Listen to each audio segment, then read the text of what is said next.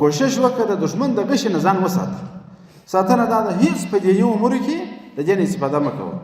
او که بعضې تحلیلونه وي، بعضې په خپل مسله کې اړتیا ولري، کتاب نه وي، هلته کې دا ټلیفون د داخل څه ستونزه نشته.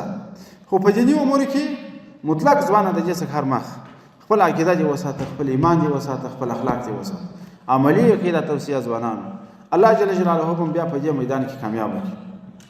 دشمن وپېژنه ځوانه، ستا دشمن څوک دی؟ اوس که زه درته وایم چې احمد دی دشمن دی، یا د خالد دشمن دی، یا د ګلداد دشمن دی، یا د مرداد دشمن دی، هغه شاید ته راسره ونه منې. خو هغه څوک په دشمنۍ باندې ونیسه چې ستا رب جل جلاله درته وایي چې دا ستا دشمن دی، هغه څوک ته هم دشمن وبوله. در باندې فرض ده چې دشمن بې بولې. هغه څوک دی؟ هغه څلور ډلې دي: شیطان، کافر، منافق او نفس اماره. دغه څلور هغه څوک دي چې الله پاک یې دشمنان بولي. تاسې ورته متوجه سئ. الله پاک جل جلاله فرمایلي: اعوذ بالله من الشیطان الرجیم ان شیطان لکم عدو فاتخذوه عدوا. الله پاک وایي شیطان مو دشمن دی، په تحقیق سره تاسې هم د دشمنۍ په سترګو ورته وګورئ. نو خدای پاک چې څوک زما دشمن بولي، زه خو یې بیخي دشمن بولم. او دوهم کافران دي: ان الکافرین کانوا لکم عدوا مبینا.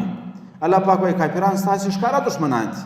دریم منافقین، الله جل جلاله فرمایلی: هم العدو فاحذرهم قاتلهم الله ان یؤفکون. الله پاک وایي دا دشمنان دي، پرېږده نیوکې د دې دشمنانو.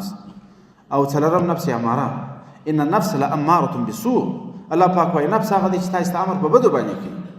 نو قدرمن ځوانه دغه څلور دشمنان ته په دشمنۍ باندې ونیسه، بیا به محفوظ یې.